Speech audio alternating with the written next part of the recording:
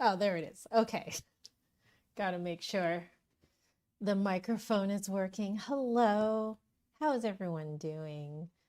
Um, I don't have much of an update. Nothing really crazy or unusual has happened. So I'm just gonna get right into opening up my flute and preparing to practice.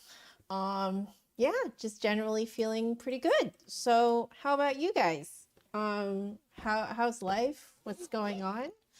Hello, Vlad, Phantom, Blind Guy. Hope you guys are all doing really well. Oh, yes, I should probably keep my phone charged up.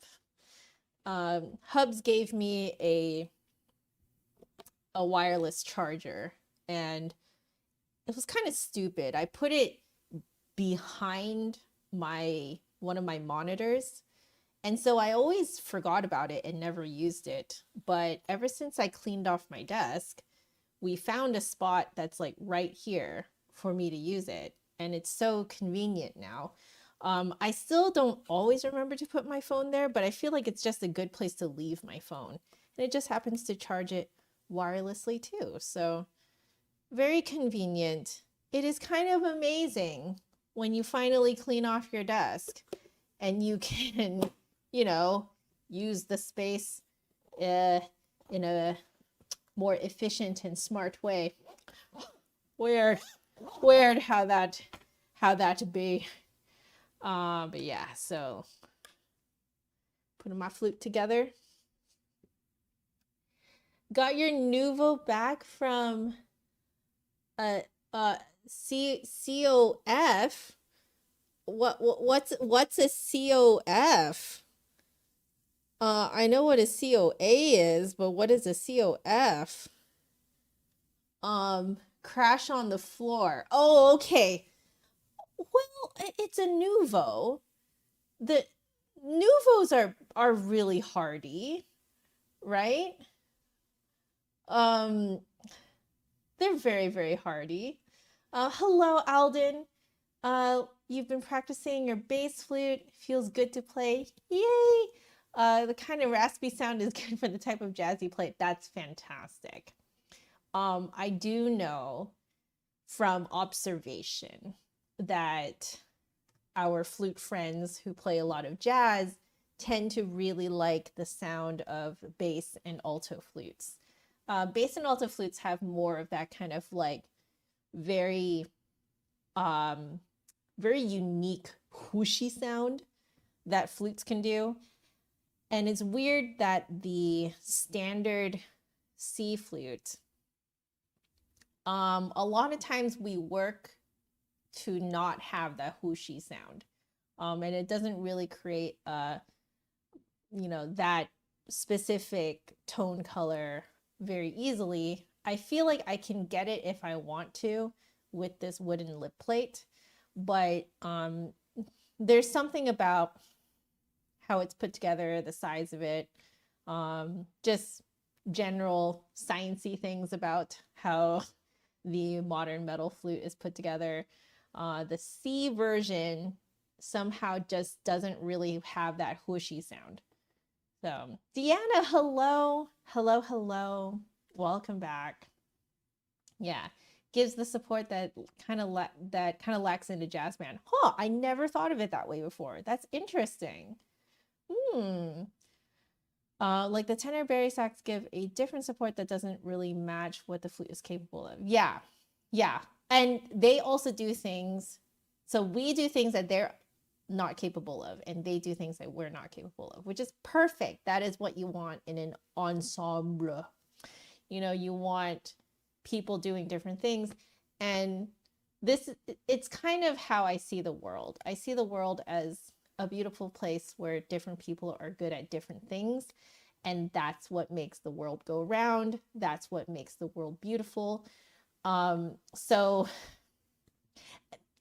I say that, and yet I'm the world's biggest hypocrite. And it took me forever to even like figure myself out. You would think that by now, or at least by last year, that I would have figured out what I'm good at but I still kept chasing basically someone else's dream.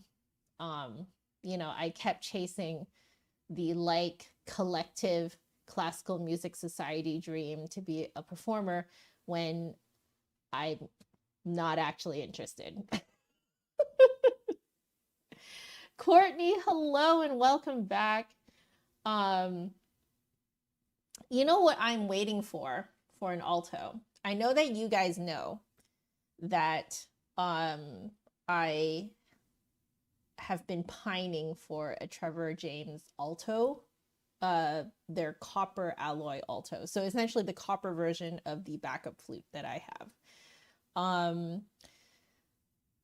I've been giving it a lot of thought, and I think it would be good to share with you guys what I think.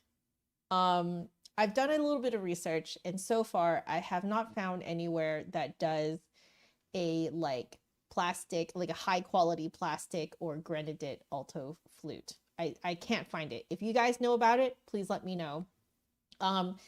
That is actually the reason why I pounced on getting the Guo bass flute. It was because it is plastic and it sounds really good. The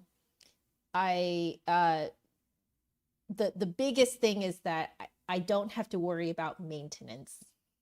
And I know that I won't play it that often.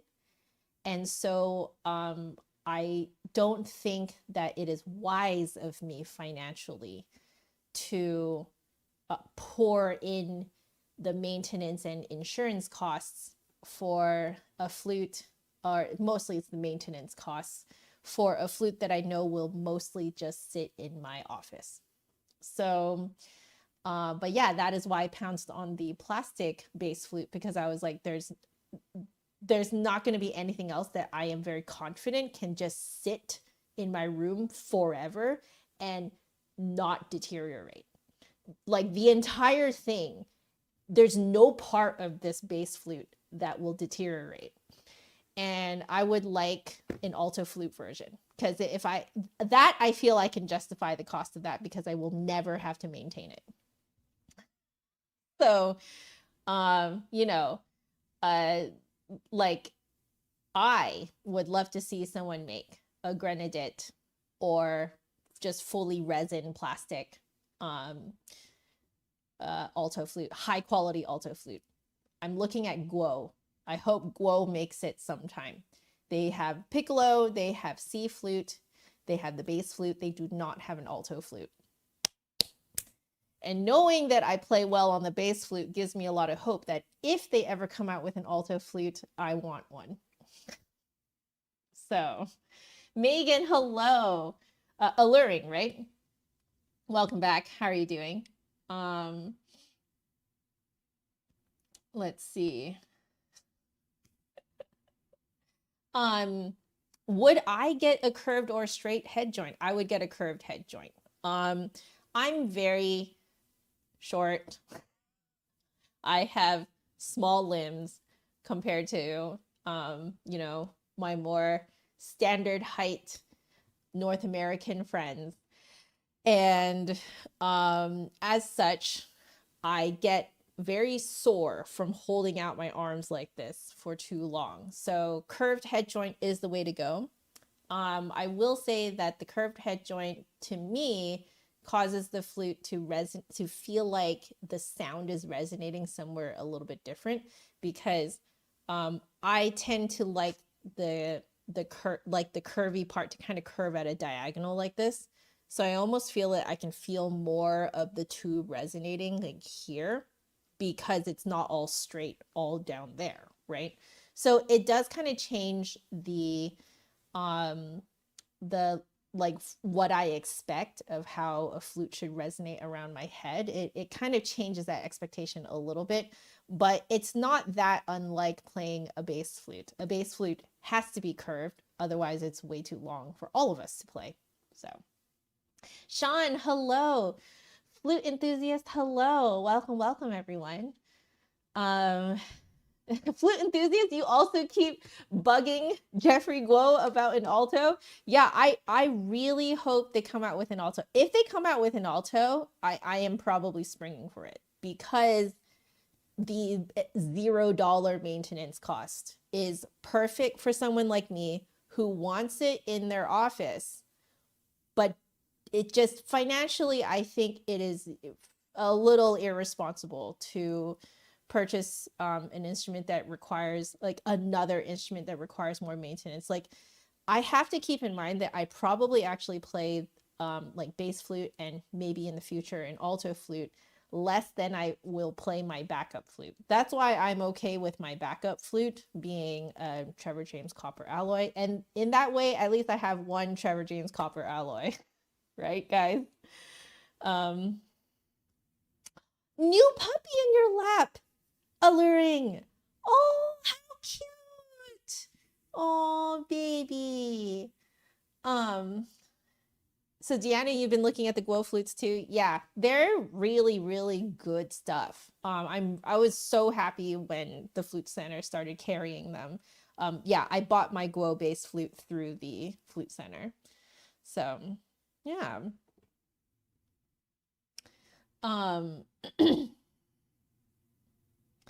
Yeah, the Guos look very cool. I think ideally, like very, very ideal, I would love to have like a black grenadette alto flute. I think that that would suit my purposes and also have the $0 maintenance.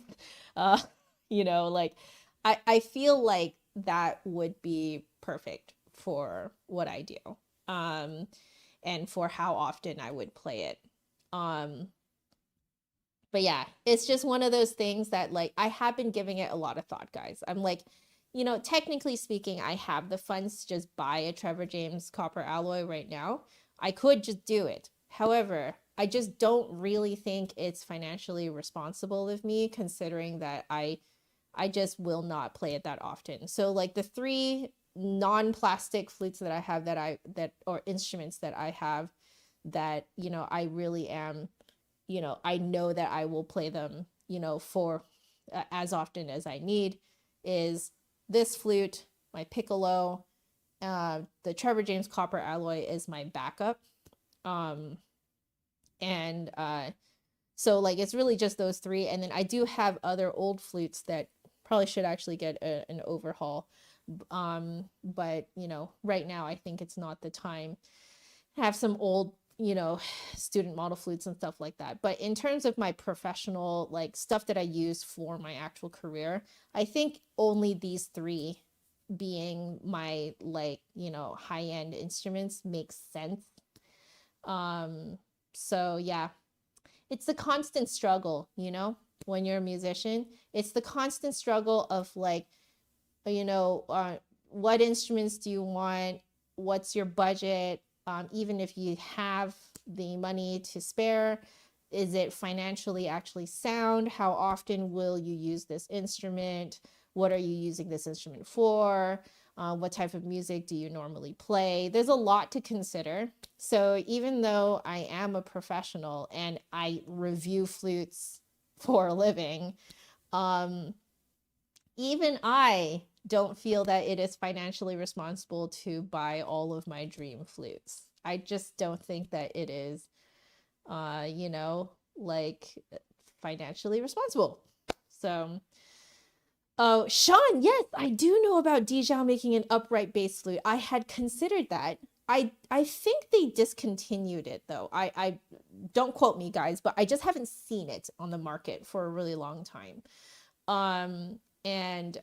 So that one was actually the one that I was considering before I met the Guo bass flute. And then I was like, okay, this kind of wins it for me.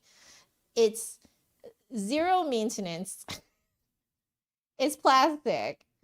It sounds great. I like on me. Okay, like I play it and it just happens. Like the way that I play on the bass flute is so close to how I play on here that I'm just like, it's a no-brainer. Like that works for me. So, what would be nice, I think, is if Guo came out with different cuts of their head joint, then I feel like it could match more people. I think I got lucky, personally.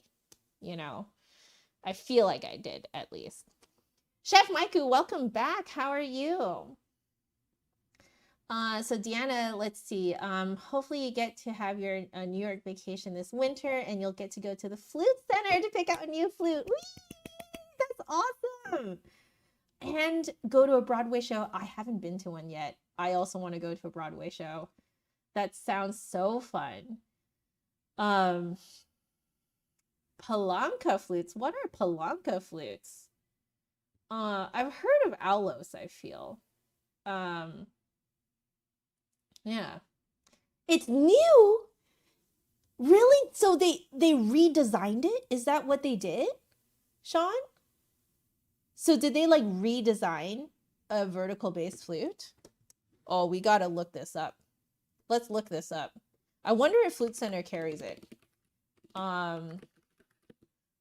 Vertical bass flute.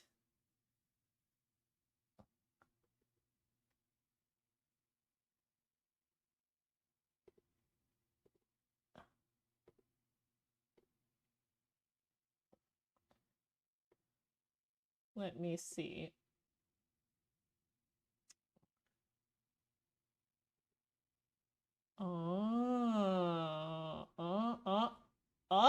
Dijal flutes, bass flutes. Yes. If you guys go to DijalFlutes.com, yep, you can get a vertical bass flute with curved head joint only.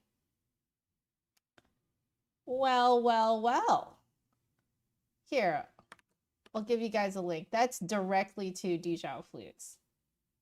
Oh, very cool. That is awesome. But you guys see the price of this, right? It's like, I think just kind of glancing down, it looks like it's somewhere around 4,500 right now. Let me see. The regular one is going for about 3,500. So the vertical bass, though, I think it looks like it's going for about 4,500. Yeah, looks like it's going for about 4,500. Yeah, and I got my bass flute for like, I think 2,200. So you see how I'm like, if Guover comes out with an alto, I mean, that price point is probably going to be as good as I'm ever going to get for the sound that it'll produce.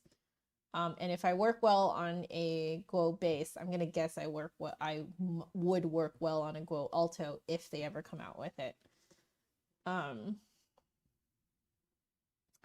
Oh, Chef Maiku, you're playing a Trevor James copper alloy on that's being lent to you. Oh, so jealous. Isn't it fantastic? Oh, personally, I love it. Hey Michael, hello. For bass flute, feel like you have to change technique a bit. You have to hold your mouth wider and more relaxed on the bass flute. Yes, I would say everyone would agree with you 100%. Partially it's just because like the flute is so much bigger and the lip hole is so much bigger. So you have to adjust everything to be bigger, you know, to match it. And in order to be big enough, you have to be wide enough and relaxed enough. So makes sense. Lemonade, hello and welcome back. How are you? Flute enthusiast, you play on a professional solid silver Guo from the 90s. Ooh, that's cool. I would say Guo now is more like most famous for their grenadite and their plastic instruments now because they make it like really high quality. Like what the heck? But that's cool. I have heard that they have the solid silvers. That is so cool. Arnav, hello and welcome back. You're also playing bass flute now. Are you also enjoying it? Looks like we have a lot of bass flute enjoyers here. Thanks, Sean. You know, if I'm still here when you're back, pop on back in. But I hope whatever it is that you got to do, that it goes good. Let's see. Palanca flutes are Baroque flutes, but they have a very powerful weak notes like the F, G sharp, and B flat. Interesting. That's super interesting. All right. Again. Oh, fun, Michael. Looks like you had a lot of fun with friends. Yeah. Oh, you guys are so funny. Okay. I think what I'll do now is get started practicing. I'm going to go for an hour. And then let's just see what happens today in today's practice session. Gonna move this out of the way.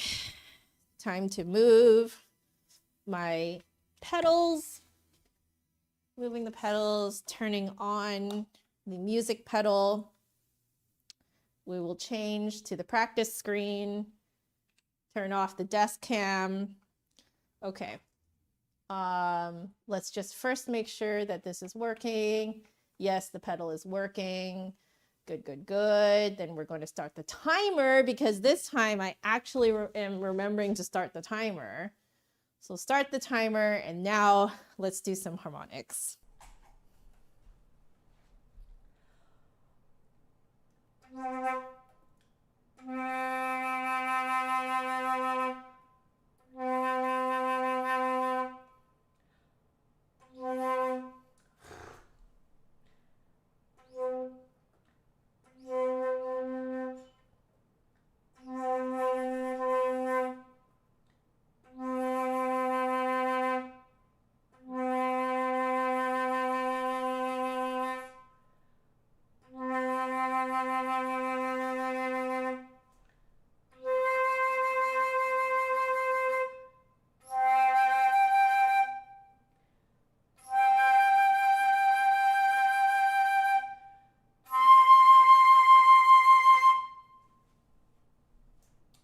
Working on support.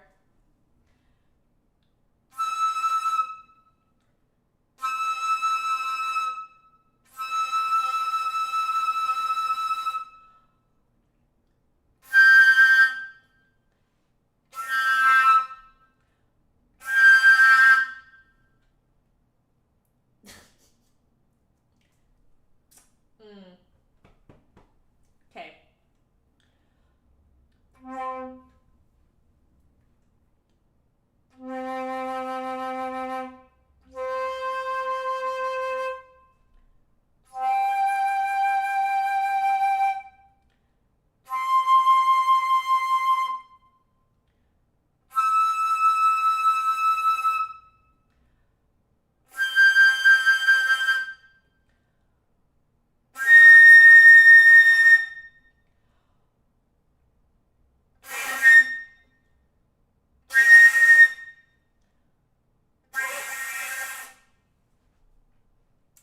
Needs to be high enough support.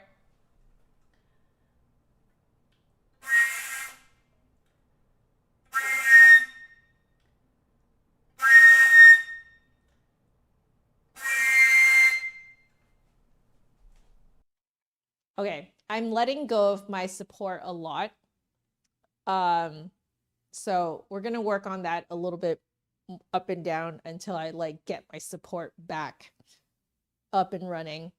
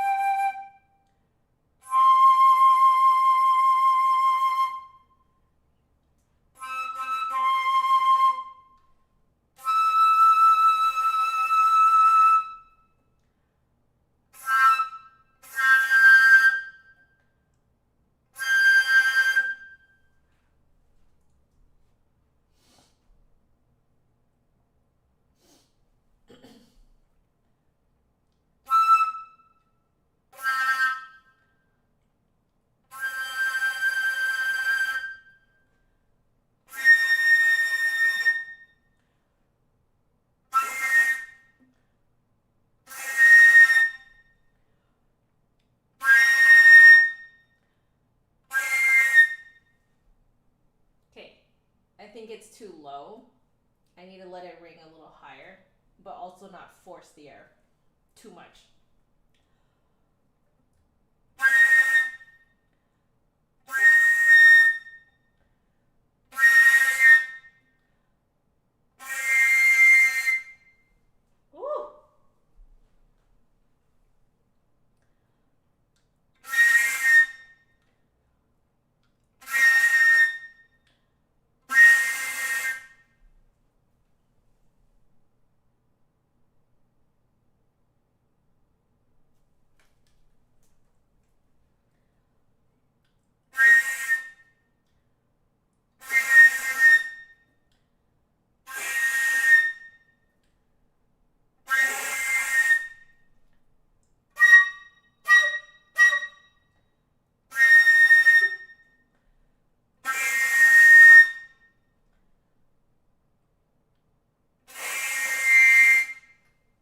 It's like eking out. Thanks, guys. I am feeling it's too low. What do you guys think? No worries, Alden. Have a wonderful rest of your day, night, wherever it is, whatever it is. Okay. Yeah, I think I'm riding too low. I can feel a bit of congestion, and some. This is making some. Sorry if it's too much information, but it is making some phlegm kind of come out. So we'll work on it a little bit more.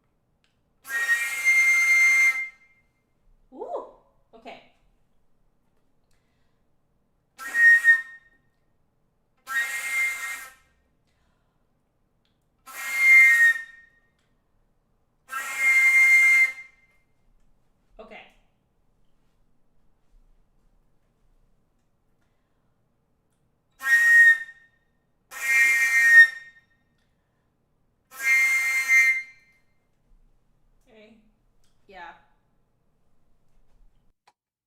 It needs to sit much higher.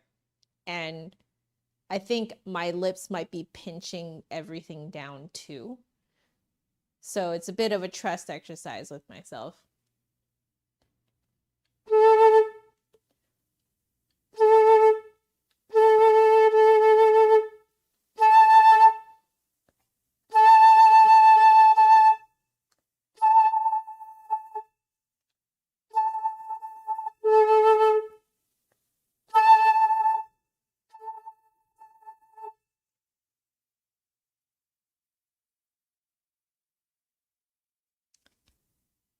Okay, so something feels a little odd today. Sorry about that. I think I forgot to change my mic. Something feels a little odd today. Hopefully it gets better. It feels a bit like congestion and like a general pinched sound.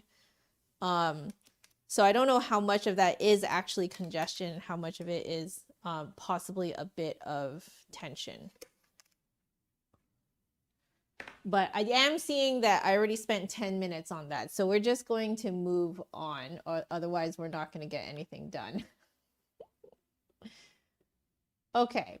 Let's do the moyis. So we are doing, I believe it's slurring from the bass note to every other note. Yes, exactly. Okay, so our bass note is middle register C. We're going to focus on not letting go of the support, keeping this nice and loose.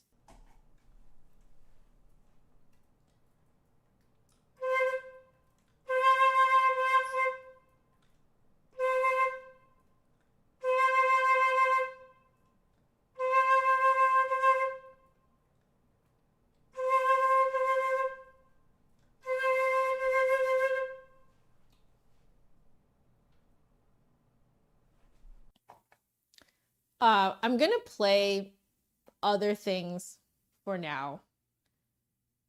Something doesn't feel quite right, and I don't know what it is.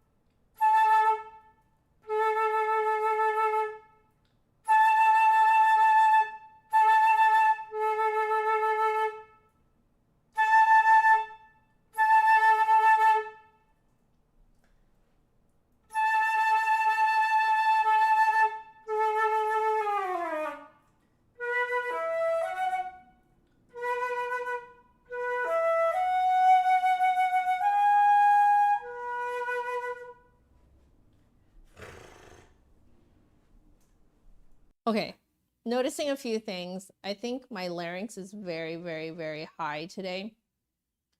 And yeah, it's causing everything to kind of like creep up.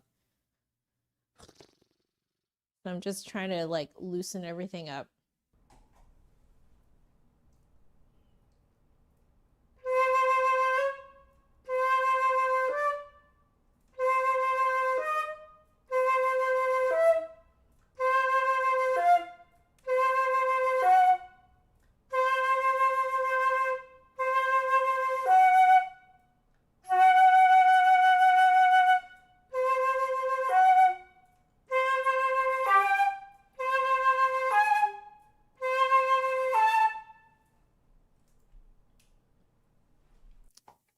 Yeah, my larynx is very high today. It's causing everything to be very, very pinched. So I have to imagine sort of like a half yawn all the time. And boy, that is really, that's hard.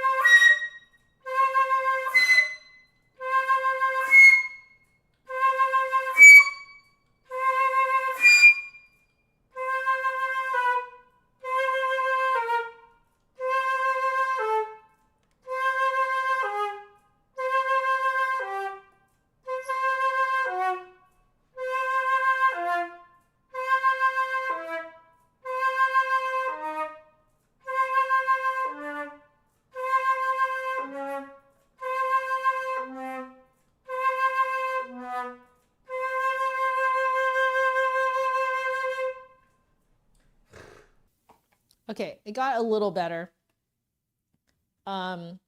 But I'm feeling a little extra tension here that I feel like I shouldn't have. Yeah.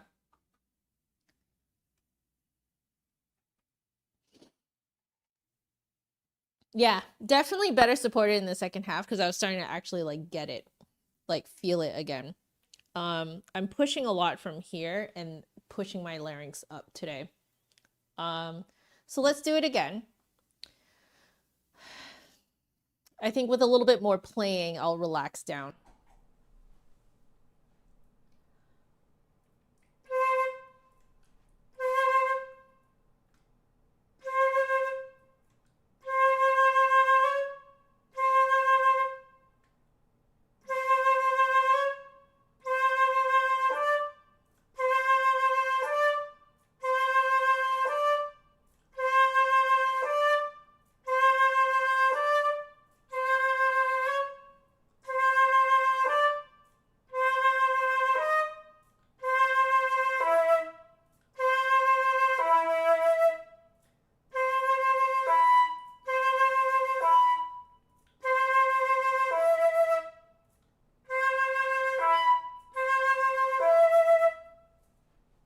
Aim down, more power. I think, yeah, I'm definitely releasing my support.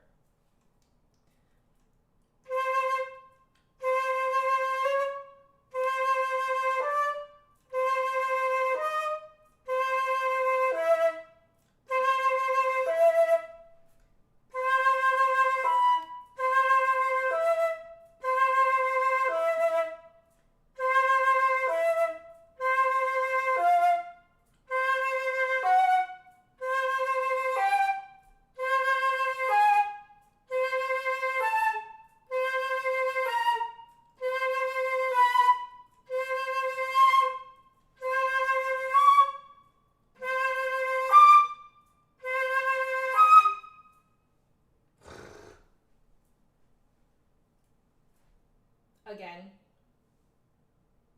better than the first time around at least. But I'm still, I think, pushing from right here.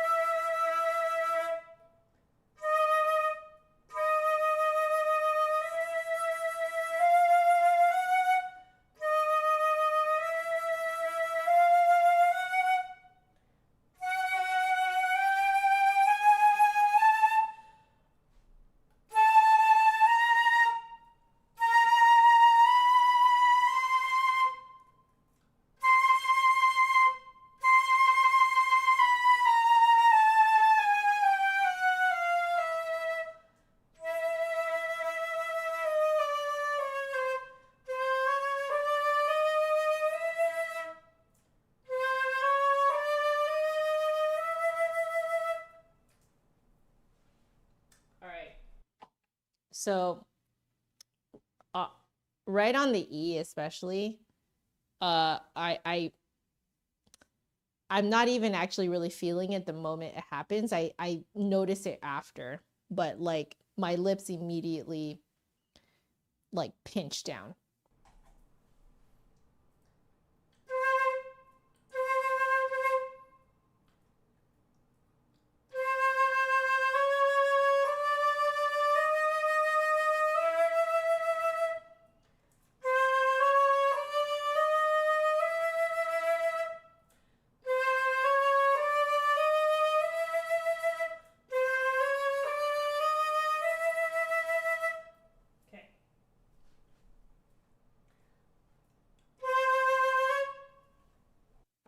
The Saxman, thank you so much. Um, I guess I am being very picky. Um, but yeah, I'm working on my support right now, and it's kind of at odds with my embouchure, like overworking itself and overblowing.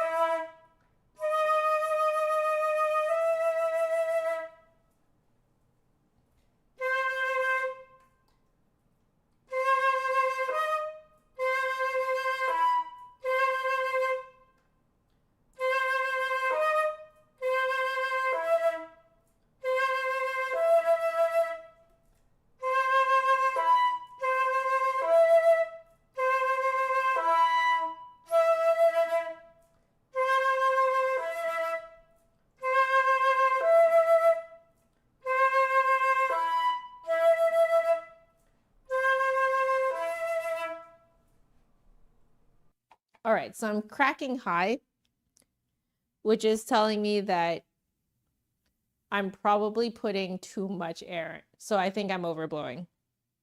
Okay.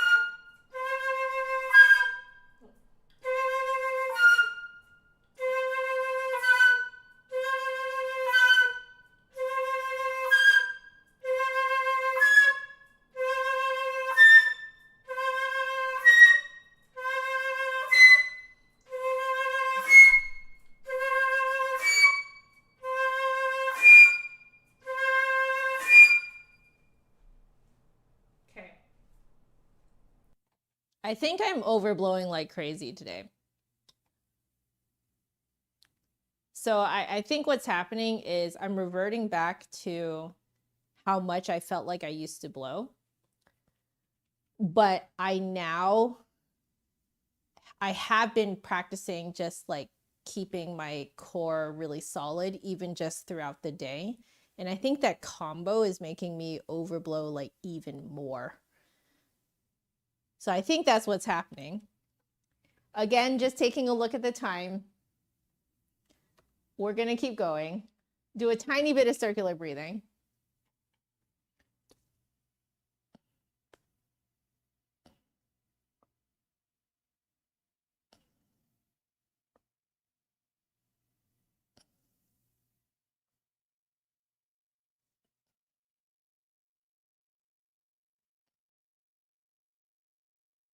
Okay, this time I am inhaling and exhaling correctly. Let's see how it goes on the flute.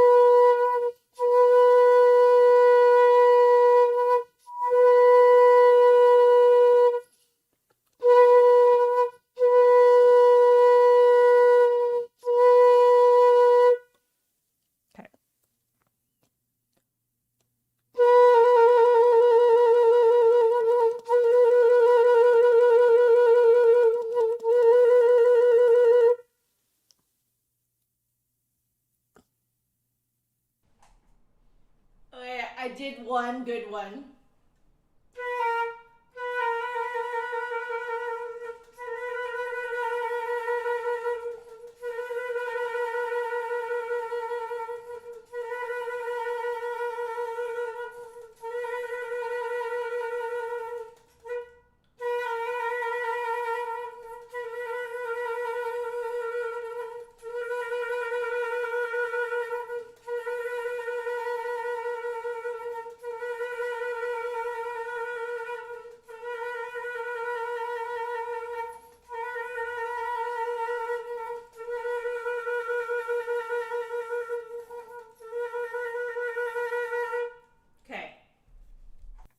It's getting better. It's getting better. That's getting better. Okay. The support thing really helps with that one.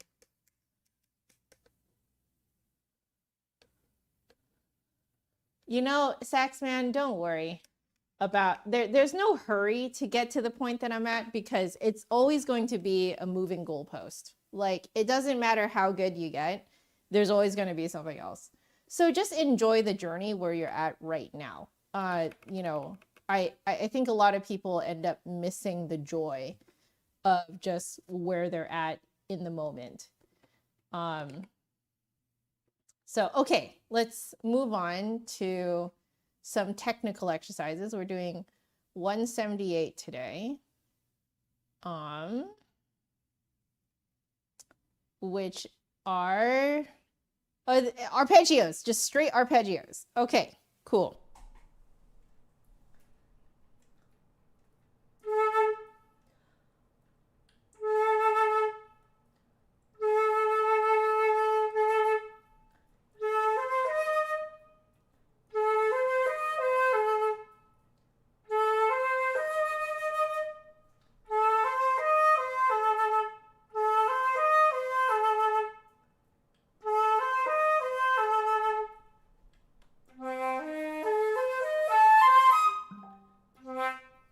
There's my hooks.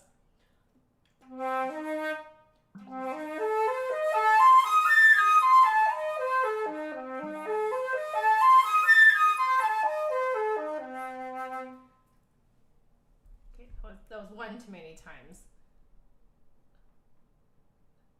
But let's see what Hubs is saying. Okay.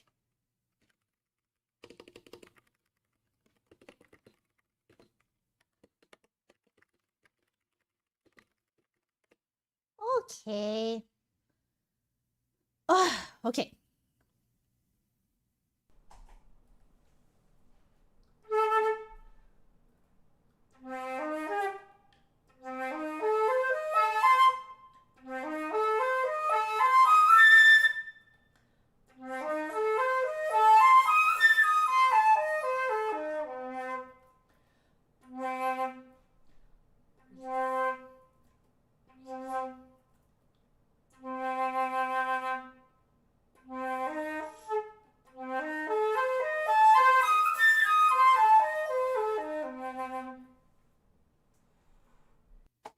Yeah, I'm pinching my embouchure like crazy today.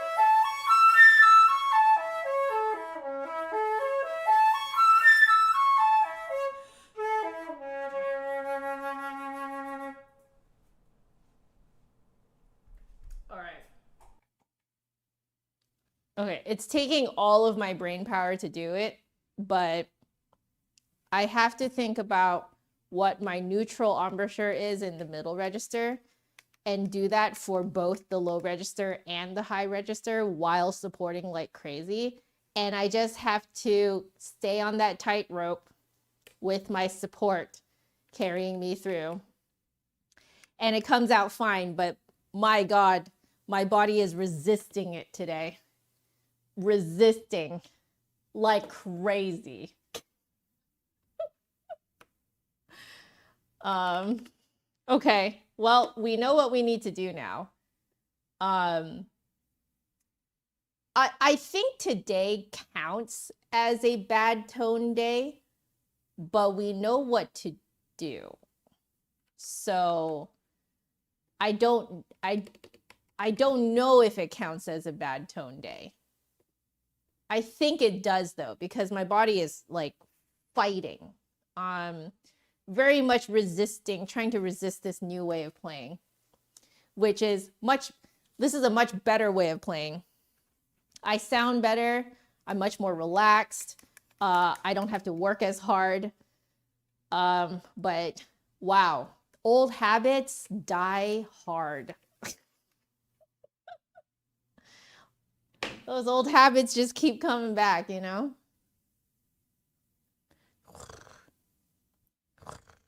My mom's doing well. Thank you for asking. Different time of day. It could be because it's at the end of the day right now rather than like, you know, the end of my morning. So yeah, maybe I have just like more buildup of like tension, I think. It's okay. We all got to have these days. It's just part of the human experience. So I'm not mad at myself, but it definitely is like, wow, this is definitely a new skill that I'm getting used to. And you're going to pendulum. That's what I call it. You pendulum. So you'll have one really good day where you just think it clicks, but then on another day, your body just resists whatever new thing you're trying to make it do. So it's okay though. We'll just go slower so that I have time to really focus on keeping a neutral middle register embouchure while supporting like crazy, no matter what range I'm in. So we'll see. Okay. On to the Ibert.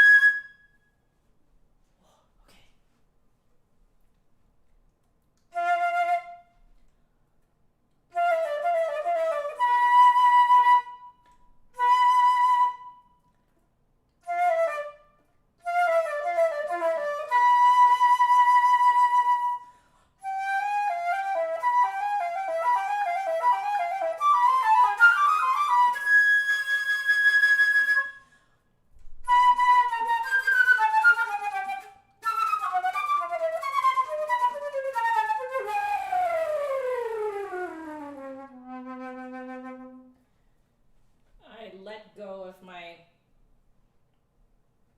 support on the way down.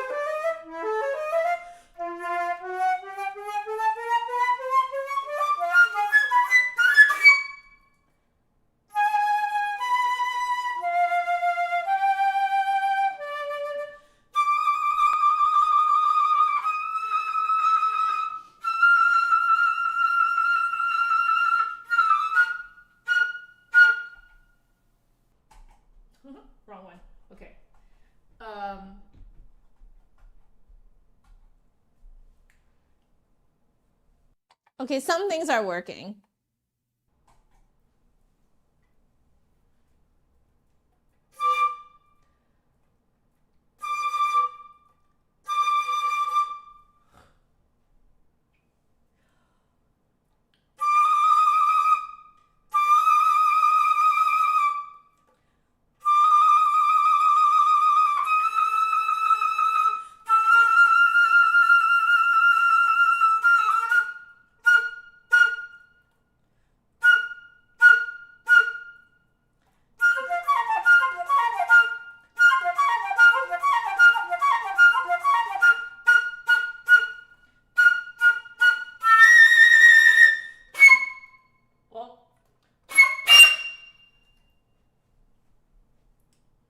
Really flat. So I think that one I need to raise much higher.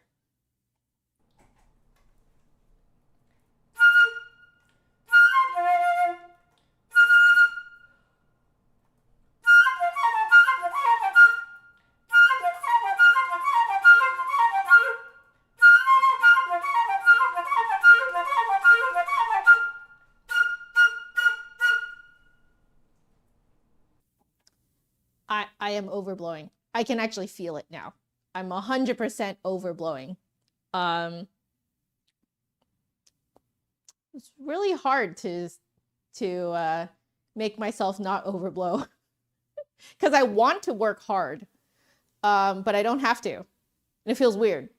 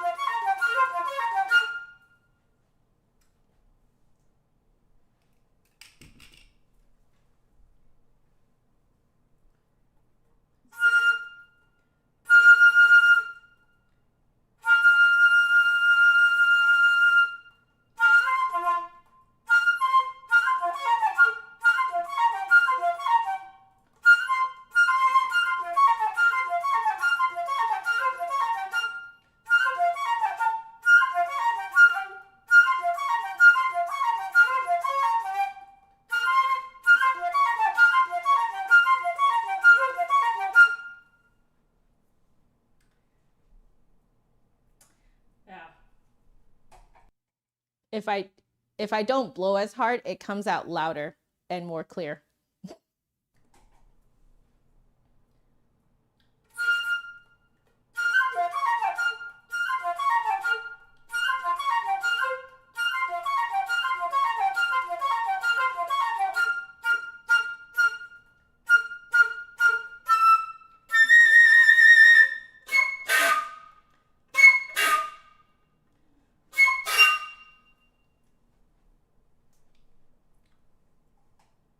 Okay.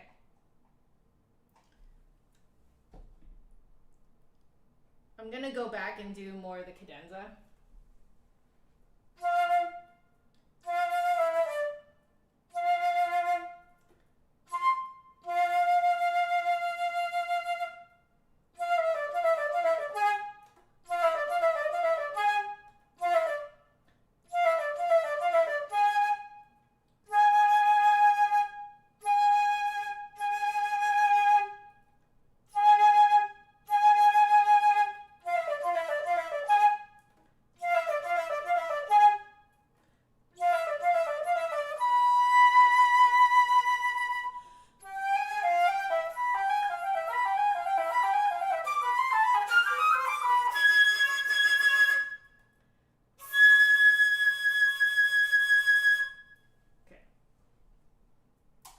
Yeah, yeah.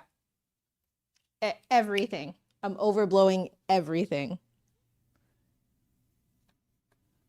Susie, hello. I'm going to guess that if I don't overblow, you guys might see less movement in the neck. That's what I think.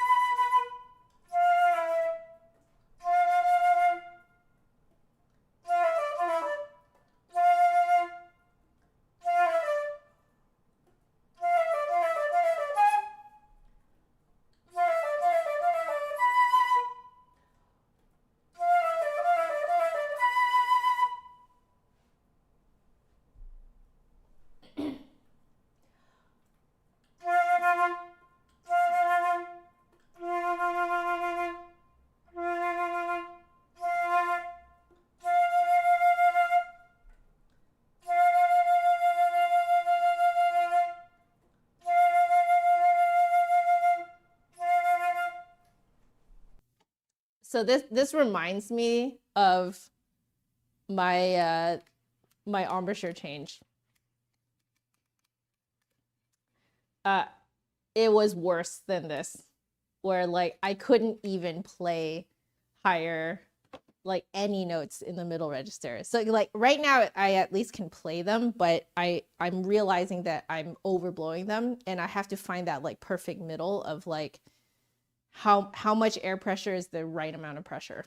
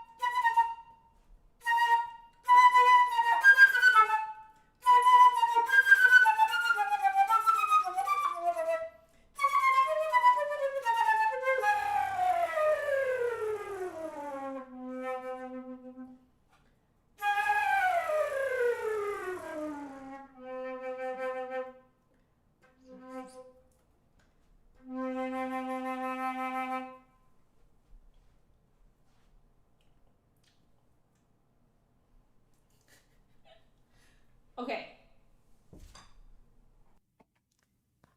I am going back and forth, experimenting with air pressure, but then I have to also pay attention to how much I'm actually supporting, because it doesn't work unless you're actually supporting. And I think my support is still wavering. Oi. Carol, hello.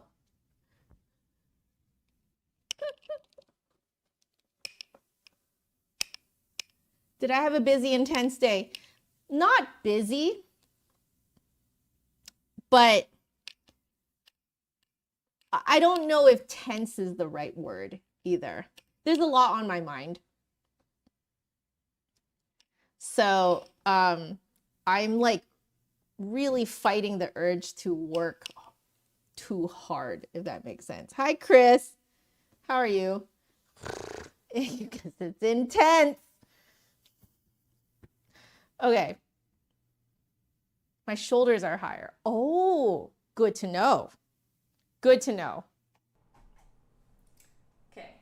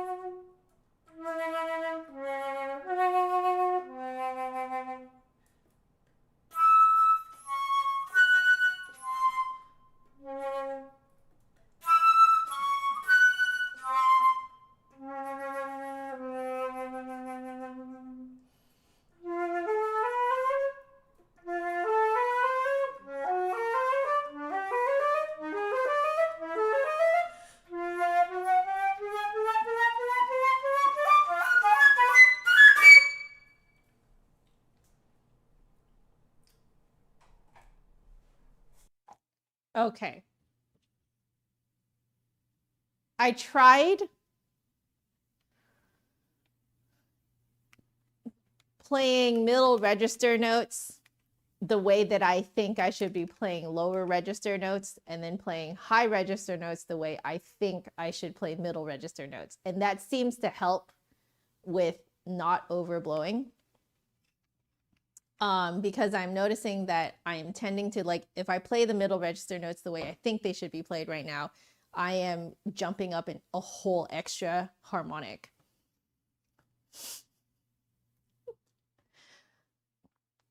That might explain the harmonics at the beginning of this stream. I think I am just overblowing by an entire partial or two today, I think. Oh my goodness. Okay.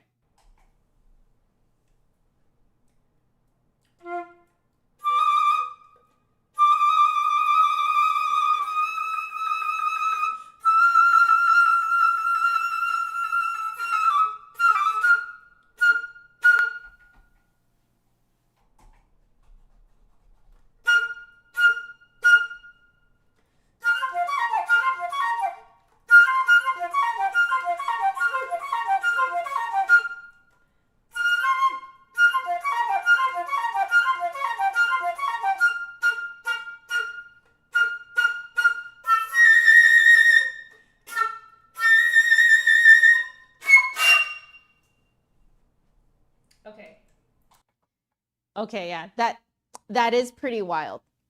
That is pretty wild. I really am just playing everything as if it's a whole octave below and it's working, and my mind is like kind of getting blown right now. Like my mind does not want to believe that what I'm doing is actually working. Whee!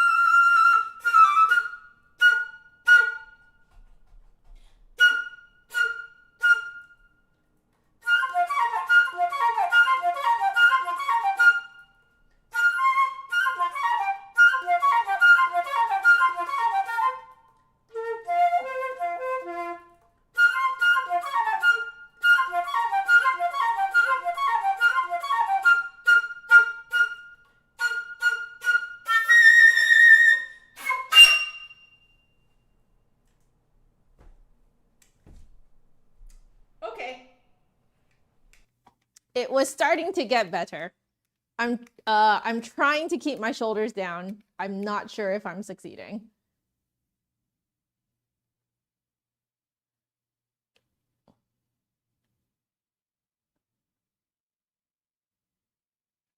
Well, Michael, if I am to go to a studio and film this piece, I'm just gonna be real with you. That's really expensive. And so I don't know. I don't know if I would do it. I might, if I decide to do something like that, I think I would crowdfund it.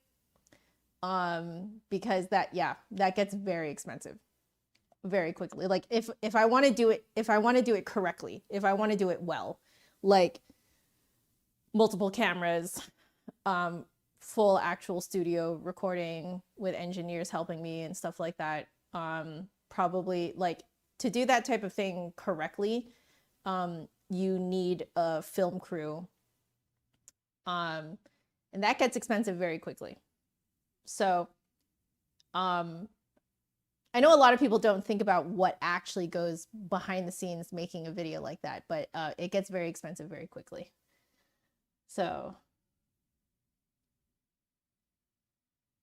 yeah, so I think I can only keep my shoulder down. It's this one, right?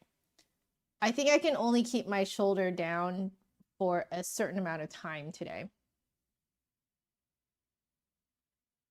Yeah. So yeah, today is definitely a fighting myself day where like I think I'm overblowing probably twice as much as I need per note. And then that is causing me to work even harder. Everything is tensing up. Yeah. So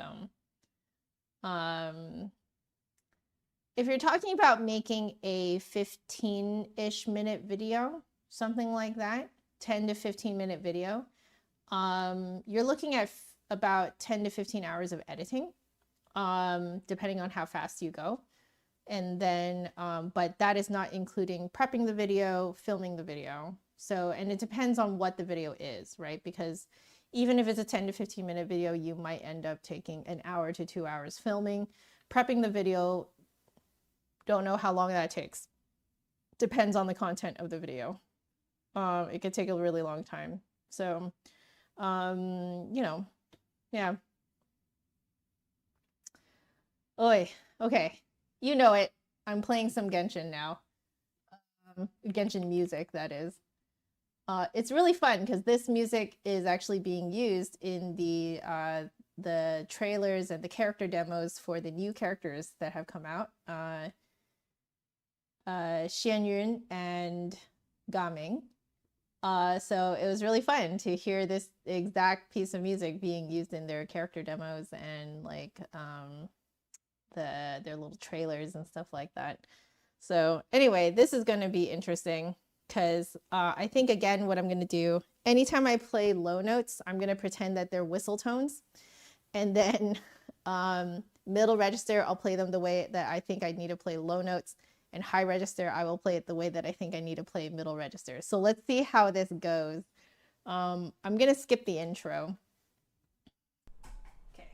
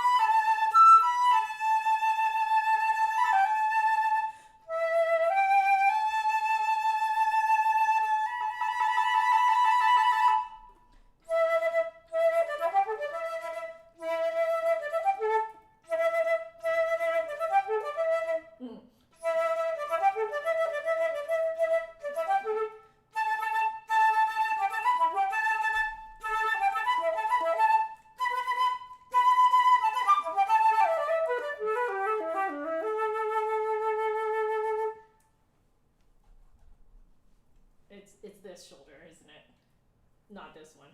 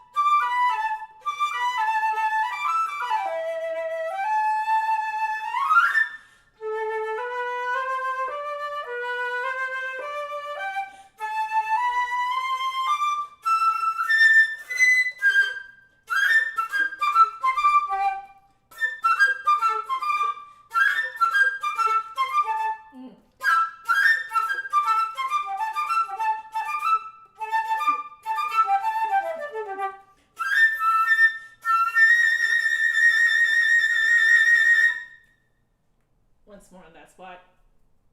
Shoulder is coming up.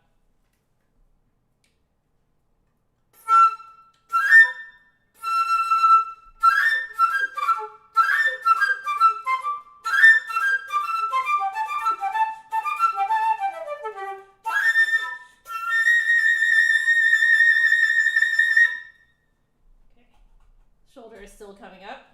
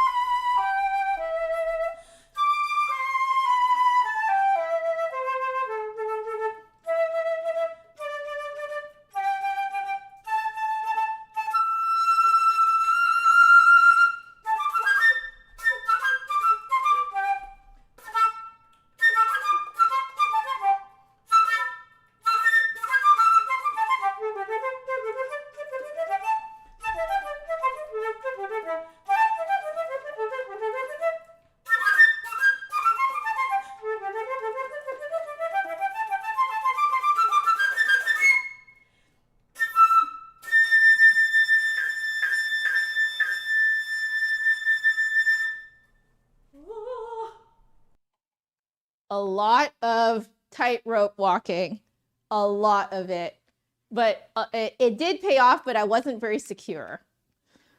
Woo! Yeah.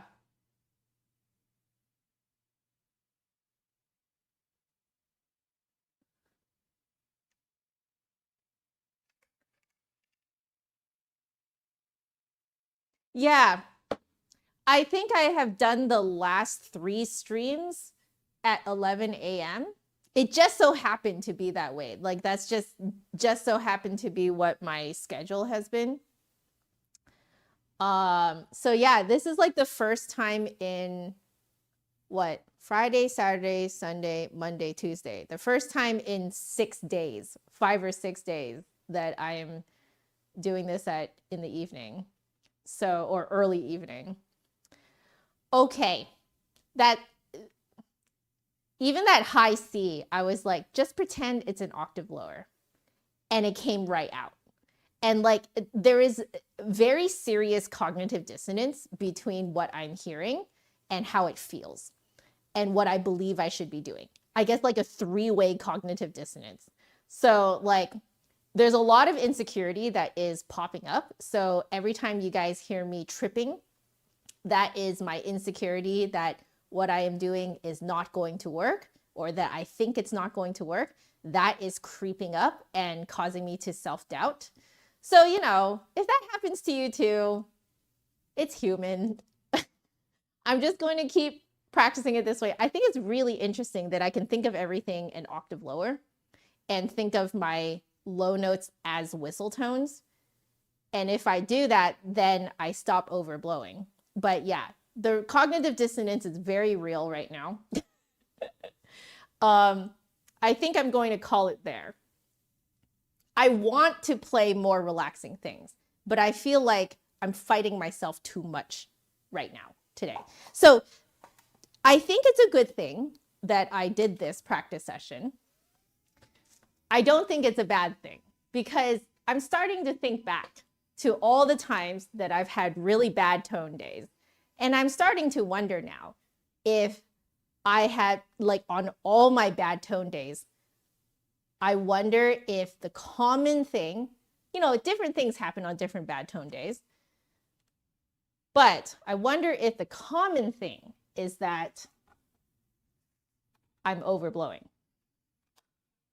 Because I don't think I've ever sounded this good on a bad tone day before. Like I've never been able to overcome it like the way that we have today. You know, it's interesting. But yeah, I am feeling a bit of strain here. So yeah, you guys are absolutely right that my shoulder was riding up today. But yeah, I wonder if it's just end of the day. I don't think I really gave myself time to kind of like really relax before getting into this. So, interesting. It is what it is. Anyway, let's start cleaning up. Oh, you know, you might refer to yourself as a noob, but you know what? In reality, there's no real like, oh, you know, there's no difference really. It's just like, where are you on your journey? You know, all of us have had to start from the beginning. All of us have had to, you know, figure things out, figure out how we work. So, you know, like, if anyone's watching this and you're like, you know, I'm not even hearing the problems that I'm hearing. If you're thinking that to yourself, you know what? Don't worry about it. Okay? Just enjoy where you are on your journey right now. Have fun, keep learning. If you have a bad tone day, you can do it, approach it one of two ways, generally speaking. One is to do what I did today and soldier through it and figure out why it's a bad tone day. And then you can have, or you can just put it down that day and just like listen to flute music, nerd out with some friends online about the flute, you know, just be a nerd. I have done both ways before and it's totally fine. But yeah, I am actually wondering if when I am stressed, I blow harder. And then when you blow harder, you have to pinch your embouchure more and you have to kind of like restrict your, like bring up your larynx, kind of like restricting everything, which of course, I think for me also raises my shoulder. So yeah, I wonder if at the root of it, I overblow with no support on my bad tone days. And it's very hard to fight myself from doing that. So I do think that I learned something interesting today. And that's all you really want, is that like when you're practicing, that you learned something, that your muscles learned something, that like your brain learned something. So as long as you accomplished something, it's a successful practice session. And it can be the littlest thing. It doesn't matter. You know, you're never going to have a practice session, or very rarely are you going to have a practice session where you feel like, oh yes, I did it. Everything was fantastic. Everything was great. But then if everything was great and everything was fantastic, then why were you practicing? You know, you're really only going to get better from practicing things that you can't really do. So if you guys are wondering why I've been practicing the Ibert for so long, it is because I could not do it. You know, Vlad, I have actually told my students to record themselves practicing and then watch it back a little bit, and then you can just delete the footage.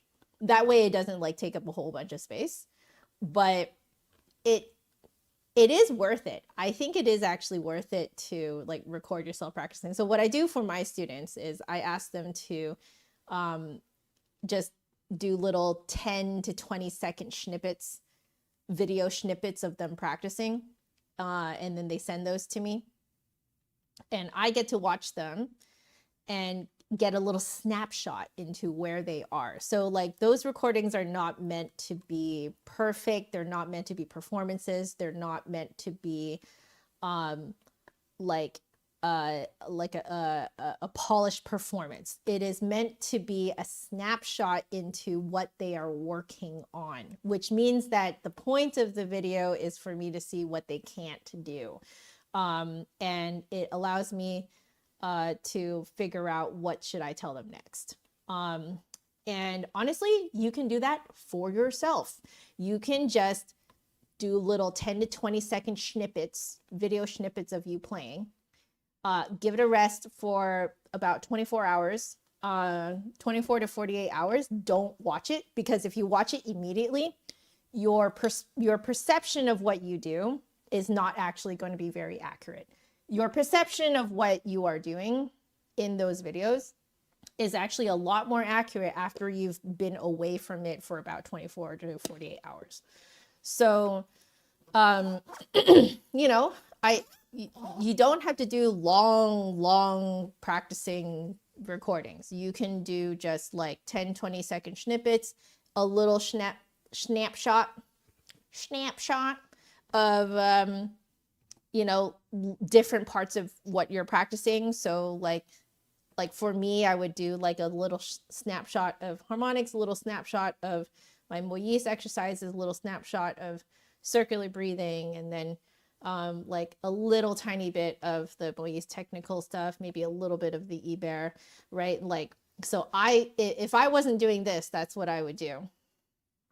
And yeah, then you give yourself about 24 hours away from the footage. Like, don't look at it, don't listen to it immediately. And then after 24 hours, then when you look back at it, you'll like your brain will not be so clouded by unnecessarily harsh self-criticism. It'll be a more fair self-criticism after 24 hours. So, Miguel, hello. Yes, I do have the chat on my right. How are you? I'm not a professor in a music school, but I am a teacher. I'm a private teacher. And yeah, so I get my students to just like make a little Google Drive folder and pop little 10 to 20 second videos for me to see what they're up to. It's a much more accurate depiction of what they're actually working on. Because practically speaking, because I teach my lessons exclusively online, the video chat will compress the heck out of both the video and the audio. So when they just do a quick video on their phone, it's already extremely higher quality video and extremely higher quality audio than when we are talking on Google Meet. So, and this happens on Skype as well, or Zoom, etc. Most of the video chatting platforms out there pretty intensely compress your video and your audio. What you guys are seeing right now is a live stream, and there is actually a delay. There is a delay for a bit. I think it's like at least a few second delay right now, because I think I have you guys on Yeah, I have you guys in ultra low latency. I think the normal latency on YouTube is something crazy like 30 seconds, you know? So like if you have that amount of time to like send footage out, then yeah, it's going to be way higher quality. Um, but when you're talking, it's almost instant, right? It's like milliseconds delay. So because of that, the video and the audio are compressed like crazy. So practically speaking, that's why. But then the other reason too is that sometimes when you play stuff for your teacher in the lesson, it's not actually an accurate depiction of what you're working on. You will make mistakes where you've never made mistakes before. And then you will, when you're trying to show a spot where you are making a mistake, you will just play it perfectly. And then your teacher will be like, I don't know what to tell you. So that phenomenon is more of a performance phenomenon. That's what happens when you are playing under stress and under a lot of like with eyes looking at you. You will actually play differently. So that is a different skill.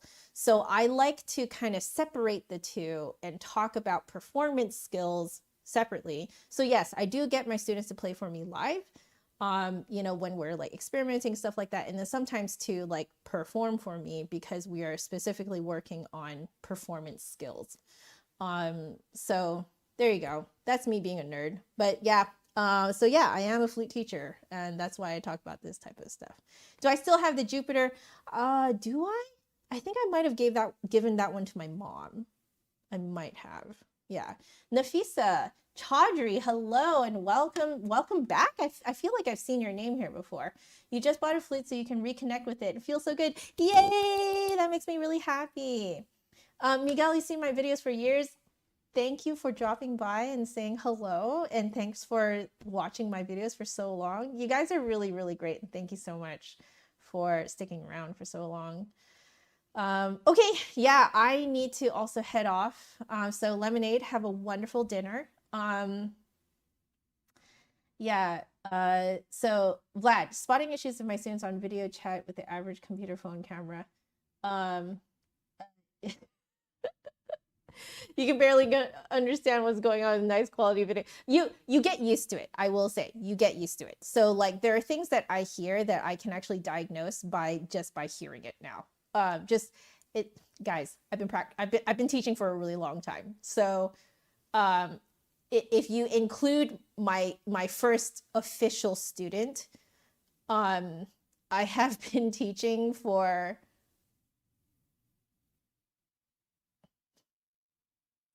I've been teaching for 17 years.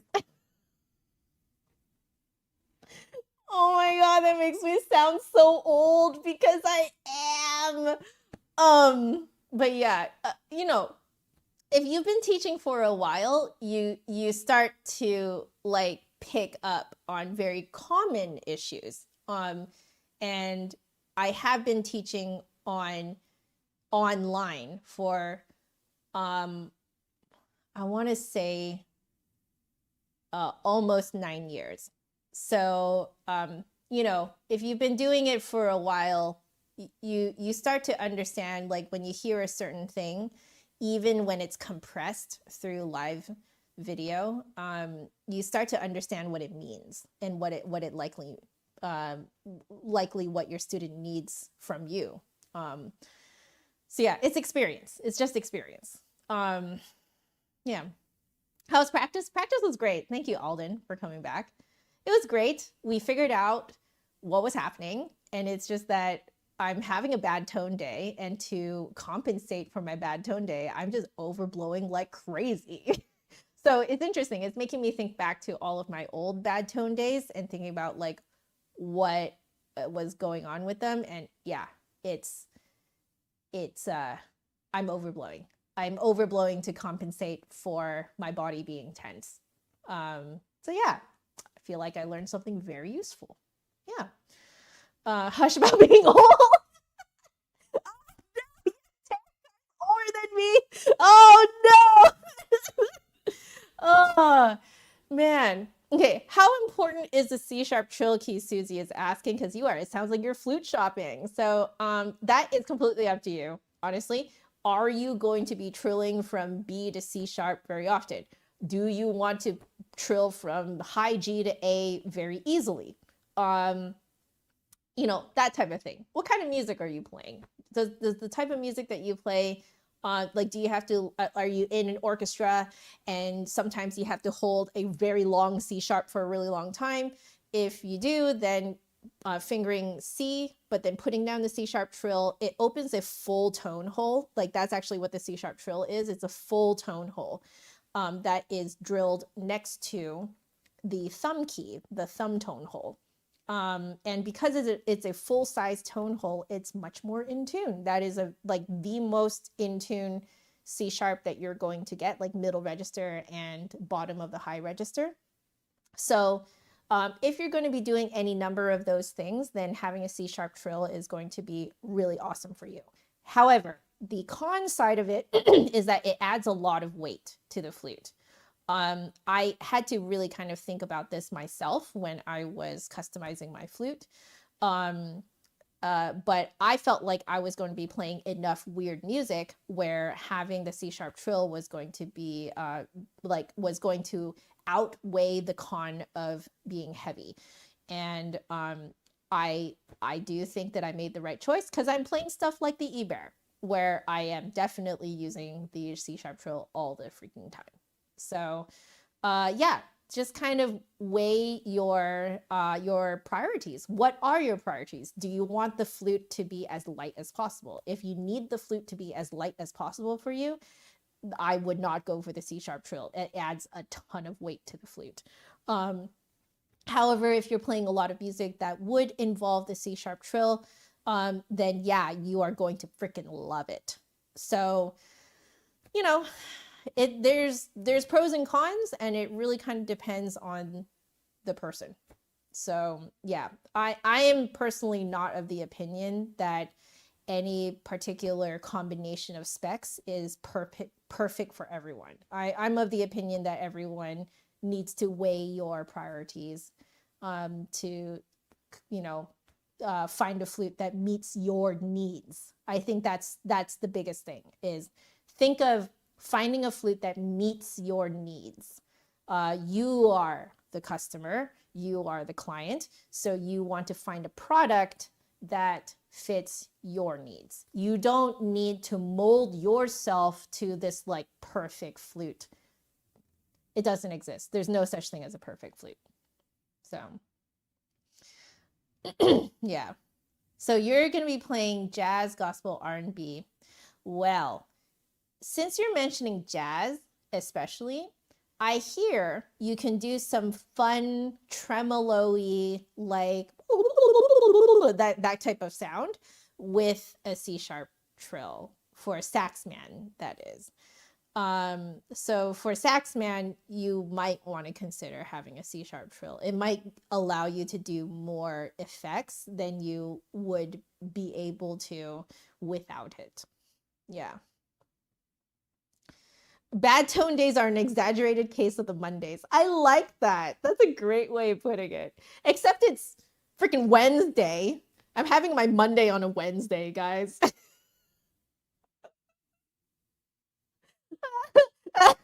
Vlad, perfect name for a vampire, huh?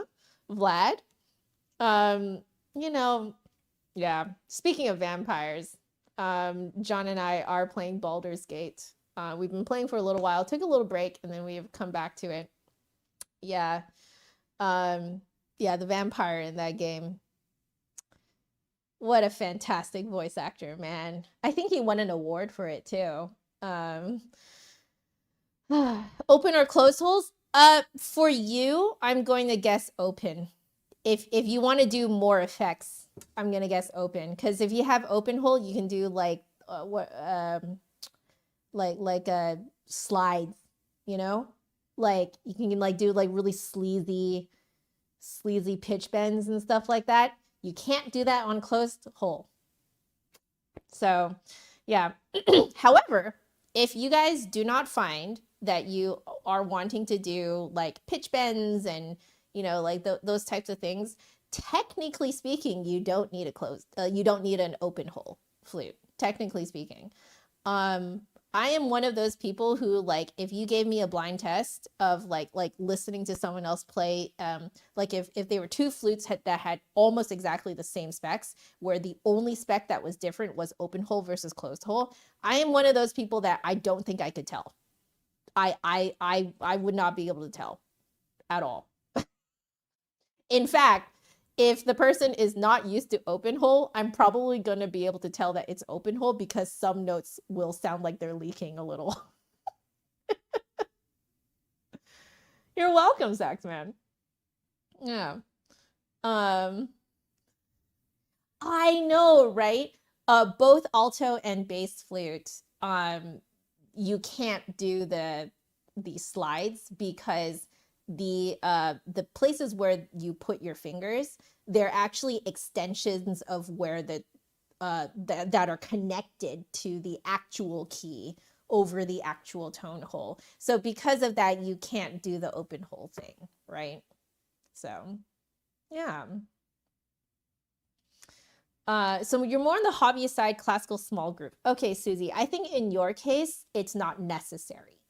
However, good bang for your buck if you can find it on the flute. And there are more and more flutes now that have the C sharp trill. And I would say the C sharp trill is slowly starting to become standard. It looks like it's starting to become standard.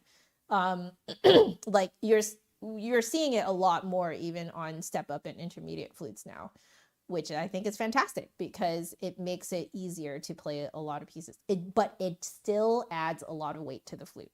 So still something for you to consider. Yeah. Just use a slide whistle. Speaking of which, I'll say this last thing. I don't know how many of you guys are gamers, but there was a really cute game that I played for a while and then I kind of put it down. But it's called Sea of Stars, and it is a JRPG, like a 2D JRPG that's kind of like inspired by Chrono Trigger. And whoever freaking plays, I don't know what it is. It's either slide whistle or like a combo slide whistle like recorder or something like that, or something like that. Like it sounds like a toy. It sounds like a toy flute or like a toy recorder with a slide attached to it or something like that. I don't know. But this, like, they have like this really kind of cute toy version. Well, it's technically the pirates version, is the pirates in the game covering all the themes in the game with their little band that they like they tour around with in the different taverns, and they cover all the different like battle themes and the different like location themes and stuff like that. And whoever recorded the like recorder toy like slide whistle thing like had no business sounding that good and playing that well on something that sounds like a toy. So legitimately, I didn't expect it, but like there is a use case for toy instruments in a professional setting. That was really great. So if you guys want to look that up, it's a Sea of Stars. Sea as in like water, so Sea of Stars, and then look up pirate songs or pirate version, I think is what you want to look up. Sea of Stars pirate version, and then you guys will, I think the OST is on YouTube or something, or Spotify or something like that. So and it's really funny. It's a slide whistle. So you know what I'm talking about? I think you know what I'm talking about. I think it's a slide whistle. But like they also like very clearly they are they're fingering it too. So is it one of those like combo like with the slide and then like with like holes too? I think that's what it sounds like. Let's see. So Susie, you're on a trial Yamaha, had to wait a long time for it to be available. No C sharp trill. Well, I think for your case, you probably wouldn't really miss the C sharp trill. That's what I'm guessing. Yeah. Actually, I'm curious now. I'm curious if my backup flute has a C sharp trill. You would think I would know this, right? This is my backup. It's a Trevor James copper alloy. It has a split E. No, it does not have C sharp trill. And I don't care. So, because I think for me, what I'm thinking is it's more the tone that I'm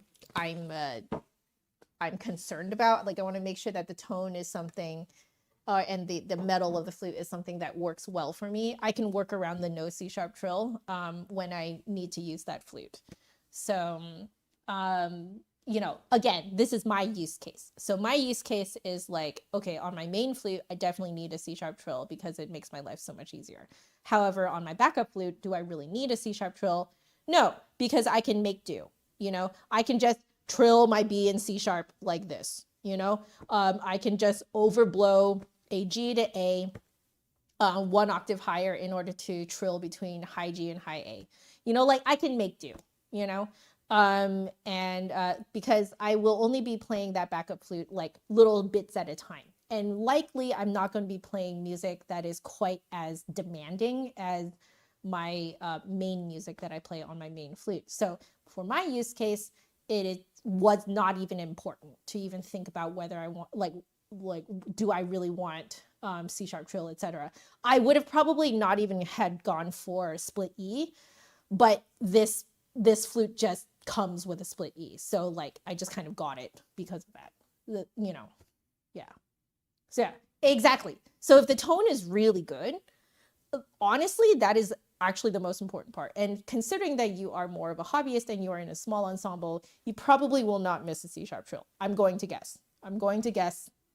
Please don't hold me to it, but I'm just going to guess that you probably will not really miss the C sharp trill. Yeah. Mm-hmm. Oh yeah, thin wall versus heavy wall. Thin wall is extremely responsive. Heavy wall is a lot more resistant. So yeah. Which tarnishes less? Gold does not tarnish, so it's silver. Silver will tarnish. But tarnish doesn't really do anything to the sound of your flute. It just looks nasty. It's as long as it's not brown. If it's brown, then it's rust.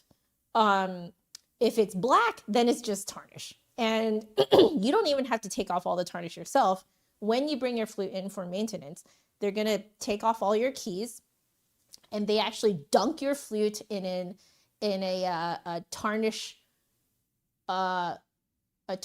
dissolving solution. They just dunk your whole flute into it, and then it just like dissolves all the tarnish for you. So it's not a big deal. It doesn't eat into the flute.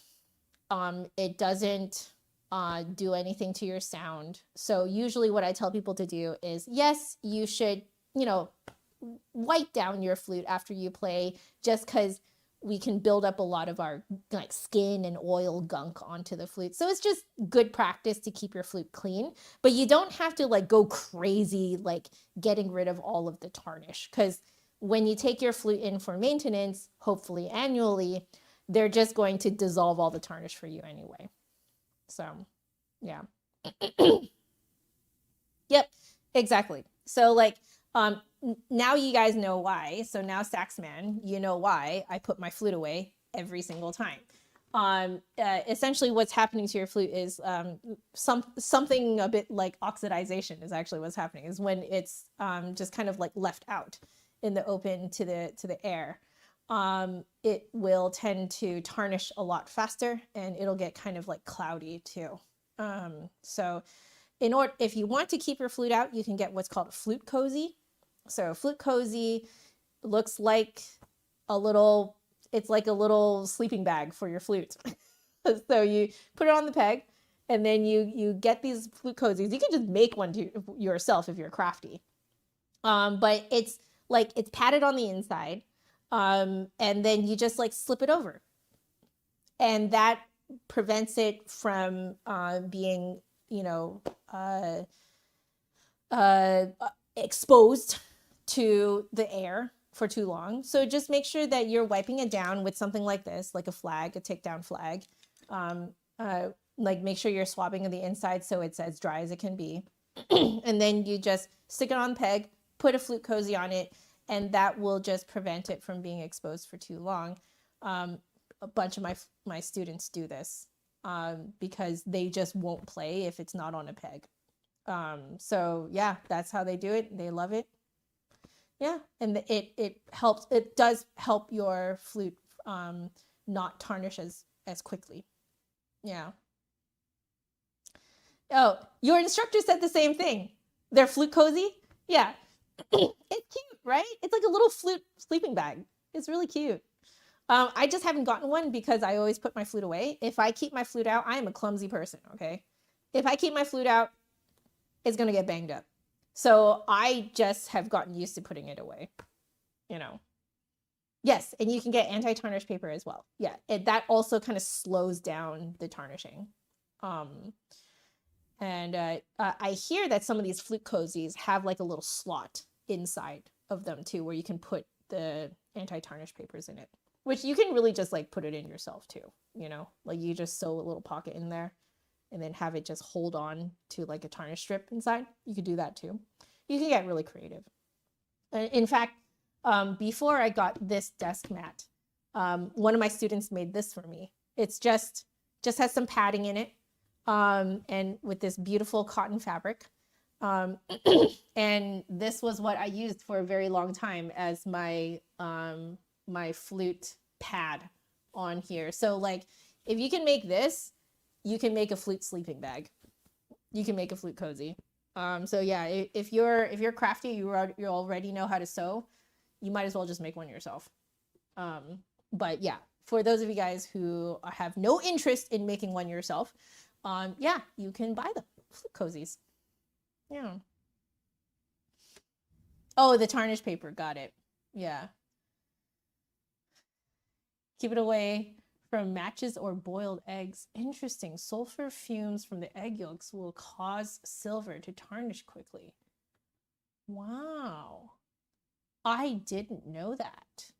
That makes a lot of sense, but I did not connect that. Wow, thank you. See, I learned from you guys too. This is great. White chalk sticks will help with tarnish as well. I wonder, is it because it does the same thing as like tarnish strips? Like it has, I guess, some of the same properties. Oh, interesting. Interesting. Oh my goodness, I saw the time. Guys, I talk way too much. I need to go now. So I am going to relax for the rest of the evening. And hopefully tomorrow I won't be quite so uptight. So tomorrow will be a stream at 11 Pacific. Yeah, chances are I'm going to be not quite as tense as today. So we'll see. But it does mean that Friday is going to be an afternoon stream too. But maybe because it might be the end of the week and the end of the day, maybe I'll be like less stressed. I don't know. We'll see. So anyway, I will see you guys tomorrow at 11 a.m. Pacific. I am very scattered brain right now. So yeah, maybe it wasn't that much of a surprise that today was a bad tone day. I love you guys so very, very much. Please stay happy, healthy, and safe. I will see you guys tomorrow.